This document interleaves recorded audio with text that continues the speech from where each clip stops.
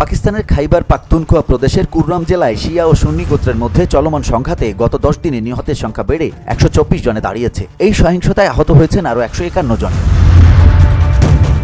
শনিবার জিও নিউজ জানায়, দুপক্ষ সম্প্রতি সংঘর্ষ বিরতির ঘোষণা দিলেও তাতে তেমন কোনো অগ্রগতি হয়নি। সংঘর্ষ বিরতির পরও সহিংসতা অব্যাহত থাকায় পরিস্থিতি আরও জটিল হয়ে উঠেছে। জেলা প্রশাসনের তথ্য অনুযায়ী সংঘর্ষের কারণে পেশোয়ার পারাচিনায় মহাসড়ক এক সপ্তাহের বেশি সময় ধরে বন্ধ রয়েছে। ফলে স্থানীয় মানুষের দৈনন্দিন জীবনযাত্রা এবং বাণিজ্য কার্যক্রম মারাত্মকভাবে বিঘ্নিত হয়েছে। পাশাপাশি খারলাচি সীমান্ত দিয়ে আফগানিস্তানের সঙ্গে বাণিজ্য বন্ধ হয়ে গেছে। গত 21 নভেম্বর 2টি গাড়িবহরে বন্দুক হামলার পর সহিংসতা নতুন করে ছড়িয়ে পড়ে। ওই হামলায় 22 জন নিহত হন। এরপর থেকে দুই সম্প্রদায়ের মধ্যে সংঘর্ষ বেড়েই চলেছে। নিহতদের মধ্যে 90 জন শিয়া ও 33 জন সুন্নি বলে জানিয়েছে এএফপি। ইন্টারনেট ও মোবাইল সেবা স্থগিত থাকায় স্থানীয় বাসিন্দারা চরম দুর্ভোগে পড়েছেন। যোগাযোগ বিচ্ছিন্ন হয়ে ব্যবসা বাণিজ্য স্থবির হয়ে পড়েছে।